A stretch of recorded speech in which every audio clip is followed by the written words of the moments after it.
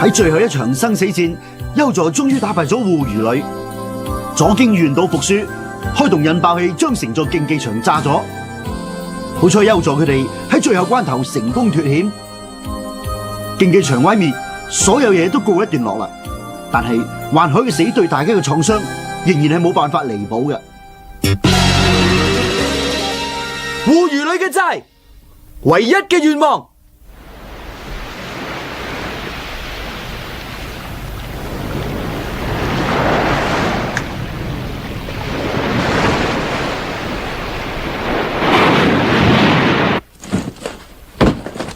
好啦，你哋準備好未啊？得啦。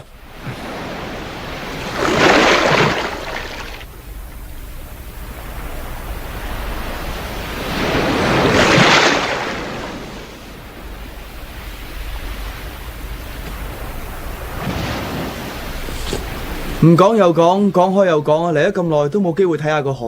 我覺得啊，呢幾場比賽好似打咗成年咁耐，真係奇怪。係啊，我都覺得係啊。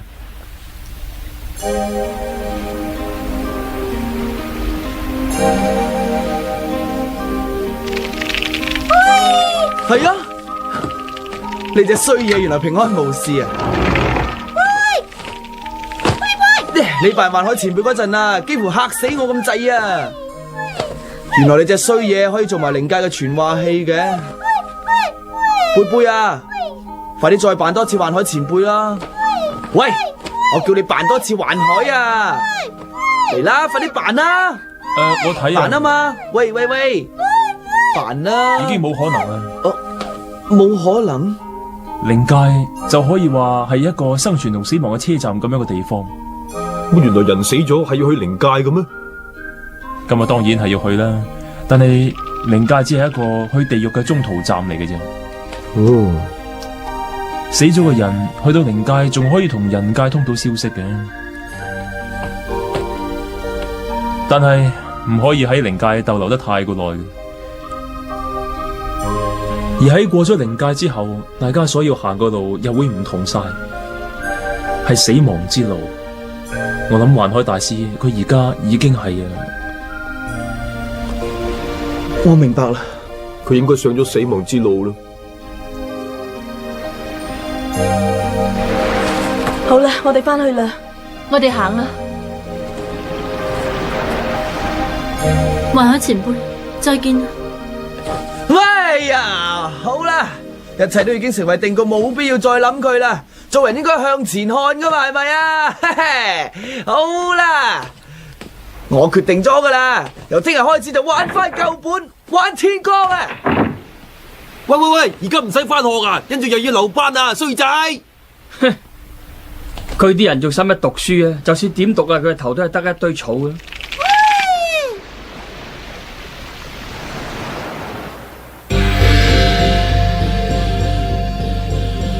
小元君大人啊，唉，我哋終於都翻到嚟靈界啦！離開咗呢度一段時間，真係零舍掛住呢道門啊！邊個？問我啦，仲有邊個啊？我翻咗嚟啦！我咯，我唔識我咯嘅喎，唔好喺度白撞啦！我哋而家周身唔得閒啊！入邊嗰班牛頭馬面都好似唔記得我哋咁喎。你哋班死蠢啊！快啲開門啊！我係小嚴君啊！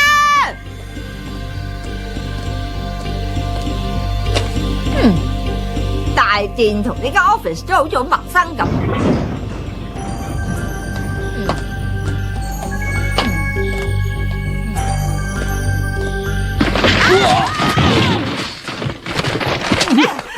有冇搞錯啊？點解有咁多文件嘅？係你啊，蕭元君大人。我都交代咗你哋要幫我搞掂晒啲文件啊嘛，點解仲會咁多噶？我臨走嗰陣啊，咪連個印鑑都交咗俾你哋噶咯。但係咧，好識俾嚴君大人發現咗，所以佢阻止我哋，唔俾我哋咁做啊！我父皇啊！係啊，跟住咧，嚴君大人仲落咗命令，所有嘅文件都要等小元君大人你翻嚟親自批核咯。小嚴君大人，請你快啲睇完啲文件，然後吸個印。真蠢材啊！我今次出去係要做一件非常之重要嘅事噶，仲快啲同我執好啲文件佢。係。你咪快啲幫手啊！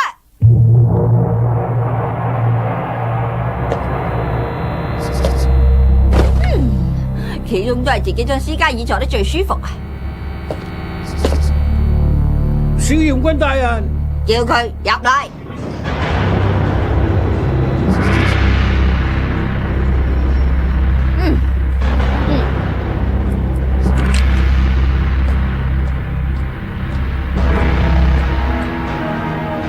你入得嚟呢度審判之門，我就要對你所做嘅壞事作出一個裁決啦。唔使啦，小嚴君，我睇根本冇必要咁做。嗱，聽住啊！因為我都已經決定咗。我已經決定咗要入去冥獄界噶啦。咩話要入去冥獄界啊？你竟然自己要求要進入冥獄界嗰度啊？你知唔知道喺地獄之中咁多種刑罰裏面最殘酷最恐怖嘅就係冥獄界啊？喺裏面要受1萬年各種各樣嘅折磨嘅，而且仲要不斷受1萬次嘅。喺嗰度只會有一個結果，就係不斷受苦。你真係要入去啊？冇錯。以你身為一個格鬥家所創立嘅功績，我可以考慮判你入去啲冇咁殘酷嘅地獄嘅。點啊？我俾啲時間你諗清楚咧。呢件事我已經決定咗，我係唔會改變嘅。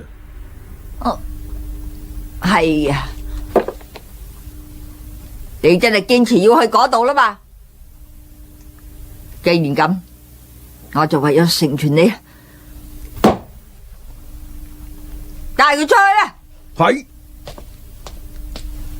又會咁嘅？小元軍大人，你叫我去揾嘅資料，我已經幫你揾咗翻嚟啦。啊，咁快搞掂啊！小元軍大人，你嘅估計果然係冇錯。狐魚女的確係因為50年前發生嘅一件事而決心由人類轉變做妖怪嘅。喺50年前嘅武術大會舉行之前，大約係3個月左右，狐魚女嘅所有弟子都俾一隻好殘暴嘅妖怪殺死晒。原來真係咁嘅。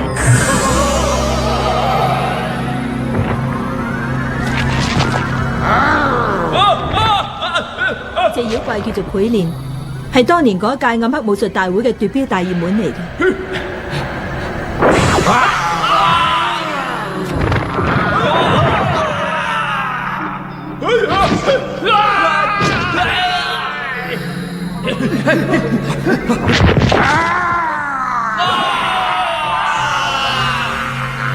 狐魚女被邀請以嘉賓嘅身份去參加嗰一屆嘅武術大會，與此同時，佢嘅弟子都已經死晒。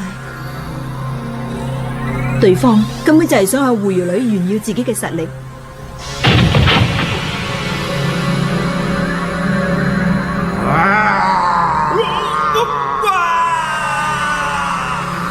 喺嗰個時候，狐魚女亦都俾嗰隻妖怪打到遍體鱗傷、體無完膚。自此之後，狐魚女就下定決心要成為呢個世界上最強嘅人，但係佢亦都開始失去晒佢所有嘅嘢。大人，你講得一啲都冇錯啊！呢件事發生之後，有成3個月嘅時間，佢完全銷聲匿跡。喺武術大會嘅前一日，狐魚女終於都喺幻海同其他嘉賓面前出現。但係喺嗰陣時開始，佢心裏邊已經有一種好可怕嘅諗法。佢同佩蓮喺決賽嘅時候碰頭，而且仲成功咁打敗咗佢。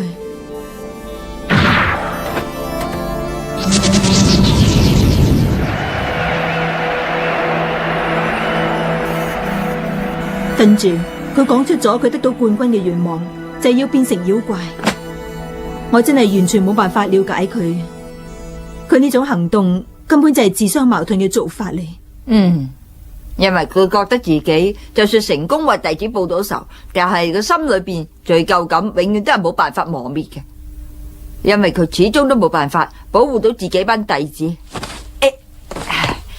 佢完全唔發覺自己已經走入咗魔道，佢只知唔可以饒恕自己，內心不斷交戰，於是就選擇最痛苦嘅路啦。與其話佢想為嗰啲已經死咗嘅弟子作出補償，不如話佢不斷咁責備自己仲好。佢呢生人可以話係俾自己一手糟蹋，為咗得到最強嘅力量而出賣自己。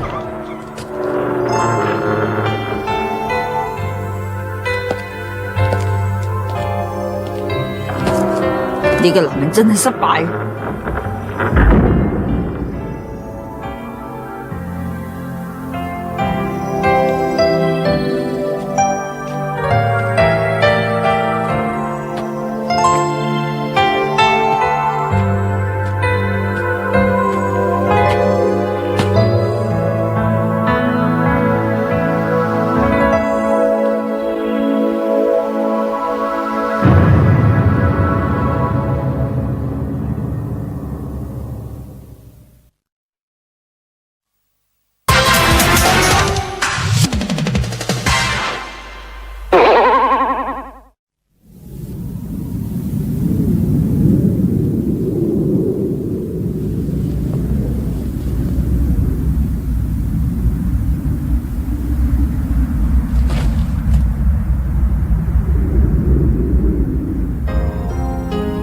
而家我同你都一樣係處於最當打嘅全盛期。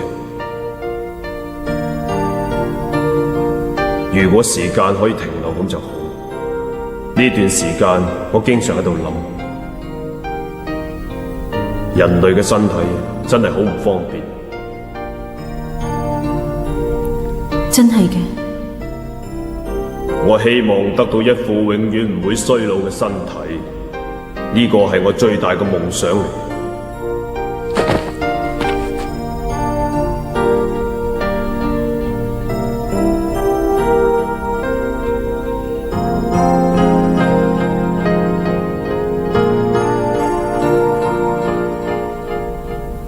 係啦，你又點會知道我會選擇行呢一條路嘅？因為我感覺得到，你到咗最後一定會選擇行呢一條路。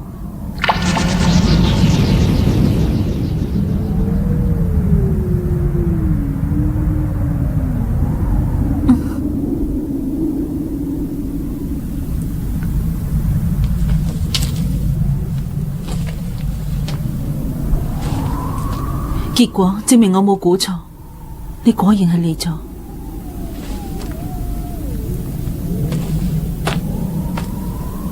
其實你一早就已經補償咗你嘅過失㗎啦，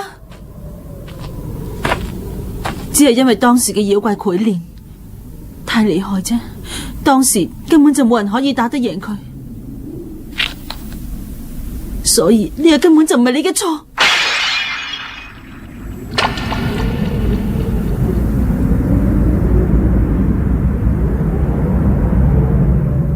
自從贏咗50年前嘅暗黑武術大會之後，你一直喺度不斷咁傷害自己，不斷責備自己。會如女咩都已經補償咗啦。咁你就錯啦，當時我已經死咗啦，打敗咗潰練之後，我由人類轉化成為妖怪。嗰陣時開始，我就喺武術上不斷再創出新高峰。嗰個潰練殺晒我全部嘅弟子之後，我先至真正領略到力量先至係最重要。所以我應該多謝潰練先至啱。你講大話！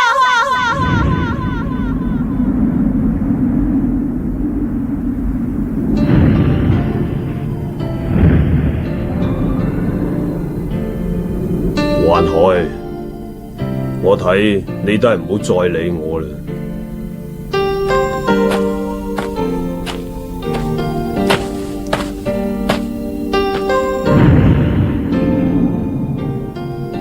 而家你仲有一件好重要嘅事要去做，休助一定會變得更加犀利。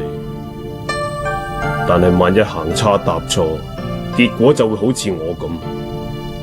你一定要花啲時間好好咁教導佢。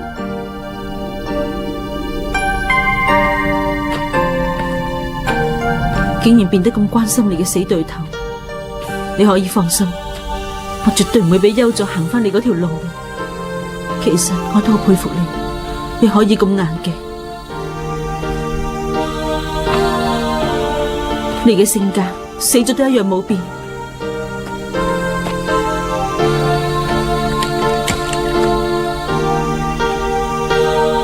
我在生嘅時候俾咗太多麻煩你啦。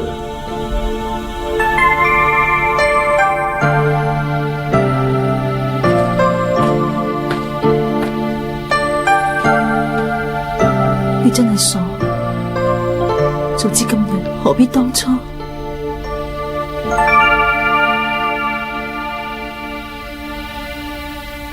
我入得嚟嘛？你入嚟啦！哎呀，乜幻海未死嘅咩？武術大會嘅冠軍可以得到一個願望，而且無論呢個願望係乜嘢，都一樣要將佢完成嘅。最後嘅冠軍係可以達成一個願望，要乜都可以。呢個就係大會嘅價值所在。你都應該知道，如果浦飯幽助贏咗，想要啲乜嘢嘅呢？雖然佢哋嘅贏面好細，但係幻海嘅遺體，希望你可以好好咁保存。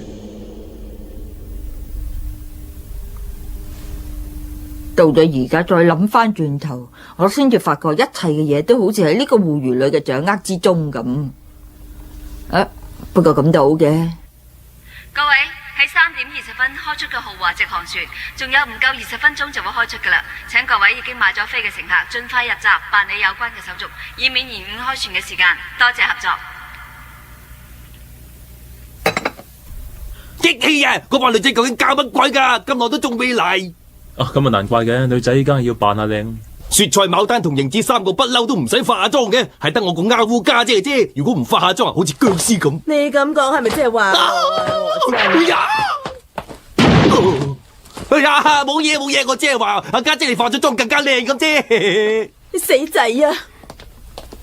我哋嚟啦！等到頸都長啦。拎住啊！喂，呢啲嘢要我拎啊！罰你做咕喱啊！係啦，雪菜啊，你嗰啲嘢都俾埋佢拎啦。係啊 ，It's my pressure。原來你啲英文咁叻噶，唔該啊！搞咩啊？我幾時話幫你拎喎？英文叻嘅人好抵得諗嘅，冇所謂啦。呢隻嘢你看住佢啦。我身為武術大會嘅冠軍，抱住隻咁嘅嘢啊，實在太唔似樣啦！我唔想俾人笑啊！唔係啊，佢好可愛啊，貝貝。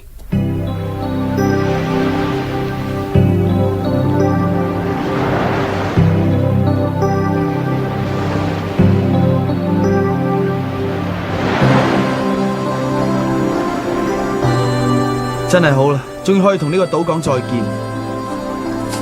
呢段時間好似過得特別慢咁嘅。實在發生咗太多事啦。你唔好亂噏嘢啊！費事令到大家諗翻起幻海婆婆啊，到時唔知點收科噶啦！嗰隻郵輪到咗啦喎！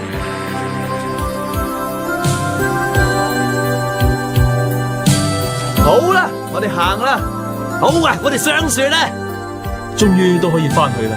係咁啊，快啲行啦！好啦，翻屋企啦！咪你扮嘢咁殘忍噶？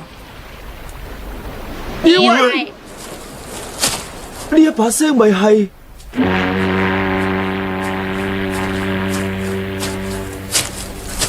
竟然想抌低我呢個老太婆喺呢度啊！幻海婆婆，白衣婆，你翻嚟真係好啊！你哋做咩無啦啦將我裝入墳墓度啊？激氣啊！幻海前輩，前輩。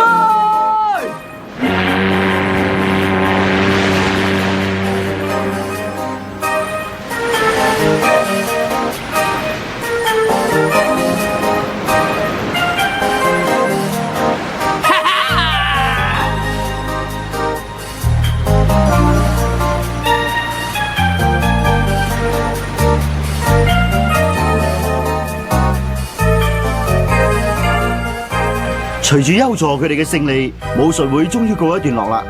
但係有一個要繼承左京邪惡願望嘅人，原來仍然留咗喺呢個吊頸島上邊嗎？可惜優助佢哋仍然係唔知嘅。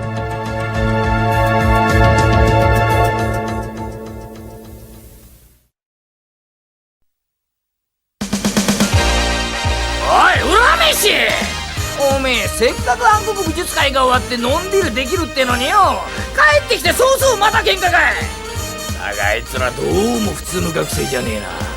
今までの敵にはいなかったタイプだ。なんかヤバそうだな。次回新たなるプロローグ、新しい戦いの幕開けだぜ。